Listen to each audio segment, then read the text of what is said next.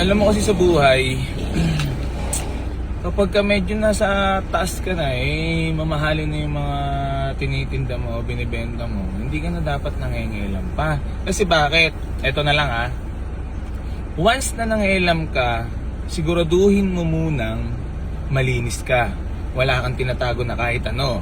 Kasi yung ganyan katulad niyan, nangingialam, gumawa ng review sa akin. Ito lang sinasabi ko, once na nangingialam tayo, payo ko lang din kasi talaga namang solid ng ilalabas at talagang ikakasira mo ang ilalabas. Yung mga napapanood ko talagang legit, talagang ito siguro talaga ito yung tao na talagang sobrang daming naloko. So based sa kwento, sa mga nakwento sa akin, talagang malala pala talaga. Masyadong malalaking pera ang dinadali. Ayun, payo ko lang bago tayo magbigay ng opinion or messages, di ba? Sabi after sales, pero mas malala pala yung ginagawa mo. So bago tayo magbalinis, bago tayo magsabi sa isang tao, bago mo pangaralan ng isang tao, siguraduhin mo munang wala kang bahong sisingaw.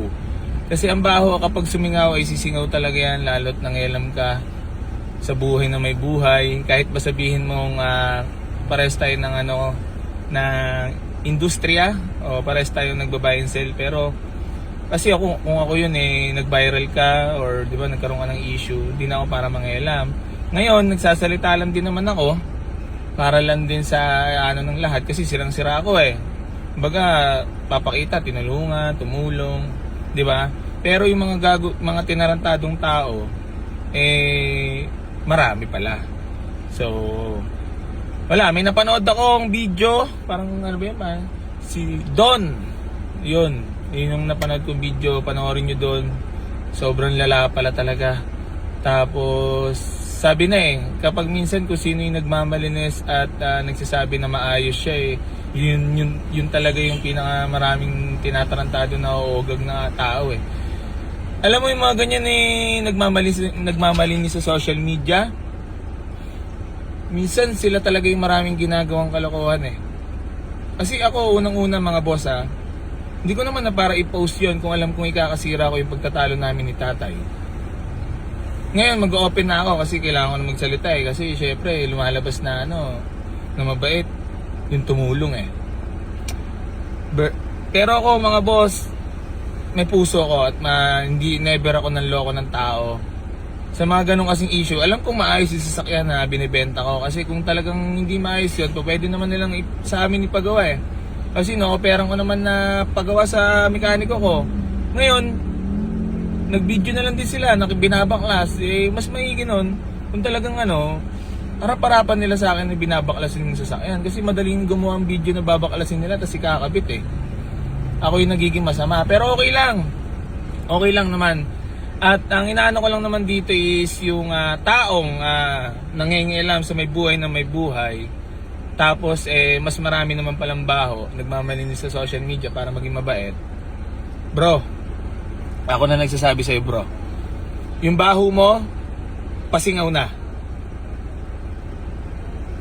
Ako, tangina, wala naman akong wala naman akong financer, sariling pera ko to. 'Di ba? Wala naman akong manager, 'di ba? Kasi ako yung tao na kung ano yung nandiyan, okay na ako diyan. Meron o wala, goods na ako diyan. 'Di ba? Para lang din for transparency. Baga, ako na kung magpapakabait ako sa social media mga boss, alam niyo naman kung paano ako. At kilala nyo kung paano gaano karami na inatulungan natin ng mga nangangarap magkaroon ng sasakyan, ng mga simpleng pamilya lang din.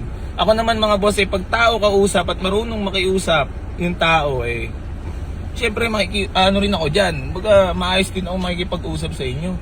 Di ba? Tulad yan dati naman tuloy-tuloy nung kalakasan ko, everyday 6 hits, 8 hits, pinakamarami ko 14 hits. Lahat yun, yung 14 sasakyan na yan, putang ina, lahat yun natulungan. Di ba? Ayan, kakasilip at kakagatas mo sa akin, may lumabas tuloy na baho mo. Kasi ito unang-una, sasabihin ko sa inyo, walang malinis na tao. Lahat tayo may dungis at may baho. Kaya wala kang karapatan magsalita sa isang tao kahit ba sabihin mo iko-content mo lang. Kasi kasiraan ko rin yung ginawa mo. So ngayon, ako magsasalita lang din ako.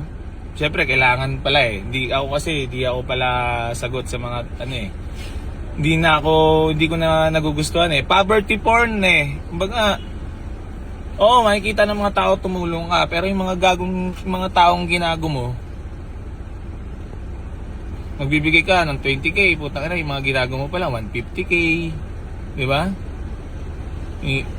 Tangina, pera pinag-uusapan, yun yung tunay na panggagago. Nananamantala ka ng kasikatan mo. Di ba? Huwag ka mananamantala ng kasikatan mo at ay masyadong malaki yung ka ng 150,000, mag-forfeit ka. Hindi tama yun. Sobrang sablay nun. Grabe. Marami pang lalabas na baho. Don Batibana, search nyo yun, mga boss. Doon ko napanood. Ako kasi matagal naman na ako sira eh. Wala nang sisirain sa akin. Tsaka ako kahit masira ako, wala akong pinanser, wala akong kahit sariling pera to, sariling kayod, sariling sikap. Nanggaling talaga tayo mga boss sa wala, alam nyo naman yan. Pero syempre, yung family ng sa Airpod ko talaga may kaya naman talaga sila. Pero syempre ako, kumayod lang din ako na mag-isa. Yun, hindi naman ako masamang tao para i-bash nyo. Nagpapakatotoo lang ako, ulitin ko lang, ako naman nag-post nun. Pero eto sa nag-review sa akin, sabi ko na sa buhay kasi talaga ganyan eh. Hindi mo talaga masasabi kung kailan lalabas yung baho mo. Lalo't pag nangielam ka, mapapabilis. Kasi maraming taong mauurat sa'yo na mga limbawa, inogag mo, tapos nagawa ka ng makikita, tangina nito, bait-baita no. Ngayon, mauurat ngayon sa'yo, di ba? Yan imbis na manahimik ka at huwag ka nang magsalita about sa issue ko kasi kumikita ka na eh. Di ba? Ba't ka pa mangingilam sa akin? Sino ba ako?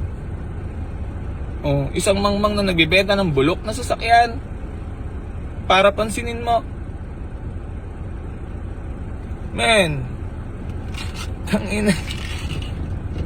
Ito na lang kasi kung ako nagbibenta ng sports car na at mayaman na, hindi na ako para mamansin pa. Kung si Boy AC magkaroon ng issue, hindi ko na para pansinin niya kasi unang-uno, may baho rin naman ako eh. Halimbawa, kung ako yung nagre-review, may baho rin naman ako, di ba? Hindi pa ako nasisira. O review ako kay AC na nasira. Ay may baho rin ako. Yung mga natarantado mo, magagalit sa'yo ngayon, gagawa ng video. Tapos sasabihin siyempre sa'yo, wala kang karapatan magsalita kasi hindi ka malinis. Di ba? Yun lang sasabihin sa'yo. Hanggang sa may tao nang naurat, hindi na napigilan. Men, sigurado baka umatras yung mga pinanser na itong taong to. Kasi imbis na nahimik ka na lang sana, ngayon pumunta kay tatay. Ako naman maayos naman ako kausap. Umalis yun sila tatay. Tsaka yung na-stroke na si tatay, mabait yun. Hindi ko yun para awayin yung mekaniko lang naman nakasagutan ko eh. Normal naman sa buhay yun eh. Pero sila tatay naman, maayos naman talaga yung sasakyan na binibenta ko. Nagkamali rin ako, inaamin ko naman. Syempre, medyo nagtaas yung boses ko ay tatay. Pero syempre, normal naman na sasagot ka syempre. Alam mo naman yung sasakyan mo na maayos talaga eh. Alam nga naman hindi ako sumagot, di ba? So, ito lang yung payo ko sa lahat ng mga tao. Huwag ka na makikisali sa isang bagay or isang issue kung may baho ka rin tinatago. Kasi, bro, ako na nagsasabi sa'yo, sayang. Kasi nandiyan ka na eh. Hindi mo na sana inayaan yung pangalan mong masira. Kasi mahirap din yung sistema mo, bro. High-end eh. Hindi na nga high-end eh. Kumbaga, super car na, yung mga sports car na, di ba? Nakisawsaw ka pa sa akin. Tapos marami ka rin naman palang baho. Lumitaw tuloy. Nakarating na sa akin, syempre, tapos napanood ko pa. Ayun, ingat lagi. Mahal na mahal ko kayong lahat. Keep safe mga bossing ko. I'm love you all sa lahat ng mga sumusuporta dyan kay AC Garage. Alam nyo naman kung sino talaga si AC. Maraming salamat. God bless po. Mag-ingat po ang lahat. Peace.